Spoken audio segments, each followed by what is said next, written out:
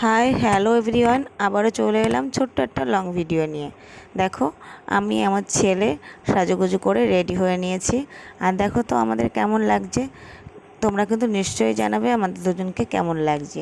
আর দেখো, এখনই আমরা বেরিয়ে পড়বো আর যাচ্ছি নিমন্ত্রণ বাড়িতে। আর নিমন্ত্রণ বাড়িটা কোথায় সেটা পুরো ভিডিওটা তোমরা দেখলেই কিন্তু জানতে পারবে। আর পুরো ভিডিওটা কিন্তু তোমরা দেখো, পুরো ভিডিওটা দেখার অনুরোধ রইল। আর দেখো, এই যে গাড়িতে উঠে বসে পড়েছি। আমাদের নিজেদের গাড়ি আছে, তার জন্য কোনো সমস্যা নেই, বাড়ির থেকেই গাড়িতে বসে পড়ি আর একদম সে বাড়িতে গিয়ে নাবি। আর এখানে বড়মশাই গাড়ি চালাচ্ছে। চলো যাওয়া যাক।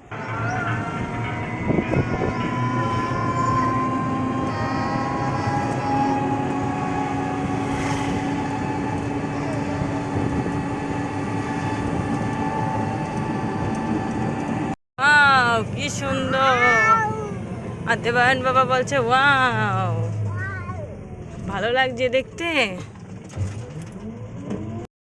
কত আনন্দ পাচ্ছে দেখো, কত আনন্দ পাচ্ছে সব গাছপালা দেখে। দেবায়ন বাবাটা গাড়ি চালাচ্ছে, বসে গেছে গাড়ি চালানোর জন্য।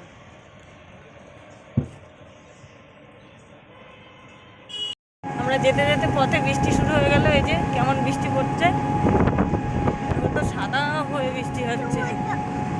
দেখো, হ্যাঁ কেমন বৃষ্টি হচ্ছে, দেখেছো? দেখেছো না? কেন দেখছো না? তোমার বাবাও ভিজে যাবে না, বাবার জন্য জামা এনেনি। যেতে যেতে পথে বৃষ্টিতে রয়ে গেল।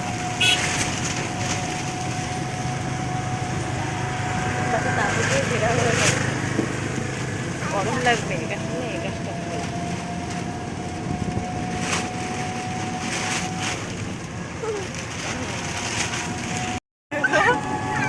তাবুটা বাড়ি খাচ্ছে দেখে ওর হাসি আর ধরছে না,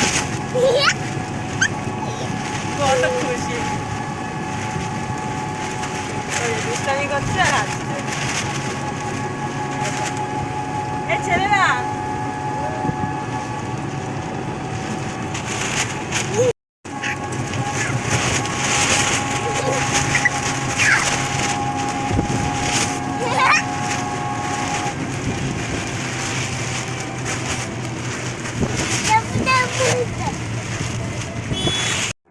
আমার ছেলে কিন্তু অনেক আনন্দ করছিল, তোমরা তো দেখতেই পেলে। ও কিন্তু প্রচুর আনন্দ পেয়েছে, খুশি হয়েছে। আর দেখো, আমরা সে বৃষ্টির মধ্যে, এখন কিন্তু বৃষ্টি একটুও নেই, আর আস্তে আস্তে বৃষ্টিতে ভালোভাবে ধরেছিল, সেভাবেই চলে আসলাম। আর আমাদের নিজেদের গাড়ি আছে দেখে কোনো অসুবিধা হলো না। এই যে পাশের বাড়ির জ্যাঠা ছিল, সে জ্যাঠা মারা গেছে, তারই অনুষ্ঠান নিমন্ত্রণ করেছিল। আর তার জন্যই আমরা এসেছি ঝড় বৃষ্টির মধ্যেও। তাই এসে বসে পড়লাম খেতে। আমি, বড়মশাই, আমার মা আর আমার দিদির মেয়ে। ও দিদির মেয়েটা কিন্তু অপেক্ষা করে বসেছিল, আমাদের আসতে বিকেল হয়ে গেছে। বিকেল হয়ে গেলে ও অপেক্ষা করে বসে আছে, আমরা আসবো তারপর আমাদের সাথে একসাথে বসে খাবে। সত্যি এইটুকু একটা মেয়ে, তারপরেও এরকম করে মানে অপেক্ষা করে থাকবে আশা করিনি। আর ও অপেক্ষা করে বসে আছে, আমি আসবো তারপরে খাবে। তারপরে কি আর খাওয়া দাওয়া করে নিয়ে আবার দেখো চলে এসেছি। দিদি এসেছে, দিদির সাথে আবার এই বাড়িতে এসেছি। দিদি আর সকাল সকাল আসেনি, ওর একটু সমস্যা ছিল, তাই এসেছে। এখানে একটু গল্প গুজব করলাম আমরা।